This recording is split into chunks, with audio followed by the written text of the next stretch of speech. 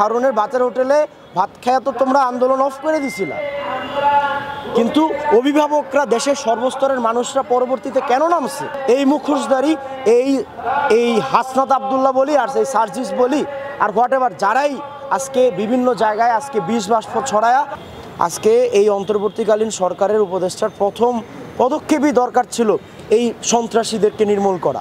আজকে এই অন্তর্বর্তীকালীন সরকারের উপদেষ্টার প্রথম পদক্ষেপই দরকার ছিল এই সন্ত্রাসীদেরকে নির্মূল করা, সেটা যেই অভিযান দিয়েই হোক আর যে কোনো কঠোর পদক্ষেপ। নয়তো আজকে এরকম চৌকস অফিসার মারা যায় না, তারপরে দেশের সাধারণ মানুষ আজকে এতটা অনিরাপদ থাকে না। এতদিন 40 দিন পার হয়ে গেছে, এখনও পর্যন্ত প্রতিদিন বিভিন্ন জায়গায়, সেটা আওয়ামী লীগ হোক, বিএনপি হোক বা অন্য কোনো সাধারণ নাগরিক হোক আর যৌথ বাহিনী হোক আর পুলিশ হোক, বিচার বহির্ভূত হত্যাকাণ্ড কেন হবে? আমি যদি বলি যে আজকে সেনাবাহিনীর একজন চৌকস কর্মকর্তা, একজন অফিসার, লেফটেন্যান্ট, উনি মারা গেছে, এই মৃত্যুর পিছনের কারণটা যদি দেখি যে আমাদের বাংলাদেশের যে আইনশৃঙ্খলা পরিস্থিতির অবনতি, এবং গত 5 আগস্ট বা 4 আগস্ট 3 আগস্টেও কিন্তু থানা থেকে অনেক অস্ত্র লুট হয়েছে। তারপরে পরবর্তীতে এই যে প্রায় আমরা 40 থেকে 42 দিন 45 দিন পার হয়েছি, এখনও পর্যন্ত আইনশৃঙ্খলা বাহিনী কিন্তু কোনো অবস্থাতেই, হ্যাঁ অনেক অভিযান করে, বিভিন্ন যৌথ বাহিনী অভিযান করতেছে বা বিভিন্নভাবে অভিযান করতেছে, তো অভিযান করে কিন্তু পূর্ণাঙ্গভাবে যত অস্ত্র মাঠে গেছে এই অস্ত্র কিন্তু উদ্ধার করতে পারে না।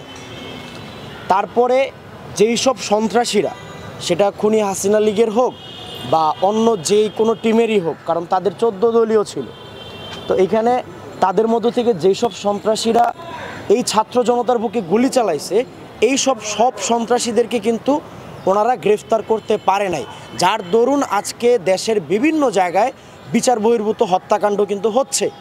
আপনারা কয়েকদিন আগে দেখছেন যে তোফাজ্জলের মতো একজন অত্যন্ত সহজ সরল সাদা মনের একটা মানুষ, তার খুব একটা রাজনীতিতে তার সম্পৃক্ততা নাই, বা থাকলেও তারে কিভাবে পিছায় মারছে, কে মারছে, কার নেতৃত্বে মারছে, একটা হলের সমন্বয়ক কিভাবে সাবেক ছাত্রলীগের নেতা হয়, বা ছাত্রলীগ থেকে সদ্য ভূমিষ্ঠ হওয়া নেতা কিভাবে এখানে পোস্টেড হয়।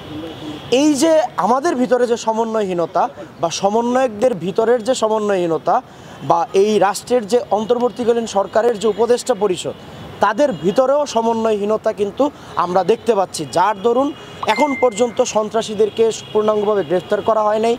আজকে এই অন্তর্বর্তীকালীন সরকারের উপদেষ্টার প্রথম পদক্ষেপই দরকার ছিল এই সন্ত্রাসীদেরকে নির্মূল করা, সেটা যেই অভিযান দিয়েই হোক আর যে কোনো কঠোর পদক্ষেপ। নয়তো আজকে এরকম চৌকস অফিসার মারা যায় না, তারপরে দেশের সাধারণ মানুষ আজকে এতটা অনিরাপদ থাকে না। এতদিন 40 দিন পার হয়ে গেছে, এখনও পর্যন্ত প্রতিদিন বিভিন্ন জায়গায়, সেটা আওয়ামী লীগ হোক, বিএনপি হোক বা অন্য কোনো সাধারণ নাগরিক হোক আর যৌথ বাহিনী হোক আর পুলিশ হোক, বিচার বহির্ভূত হত্যাকাণ্ড কেন হবে? 2 দিন আগে অ্যাটর্নি জেনারেল উনি খুব একটা তৈলাক্তযুক্ত কথা বলছে, এখনও যেই বৈষম্য, যেই তেলের বিরুদ্ধে আমরা যুদ্ধ করে রাস্তায় এত রক্ত দিলাম, উনি দাঁড়ায় বলতেছে যে বিচার বহির্ভূত কোনো হত্যাকাণ্ড, উনি অন্তর্বর্তী সরকার ক্ষমতায় আসার পরে বিচার বহির্ভূত হত্যাকাণ্ড হয় নাই। কিভাবে এত বড় মিথ্যা কথা উনি কিভাবে ওনার দায়িত্বশীল জায়গা থেকে উনি বলে?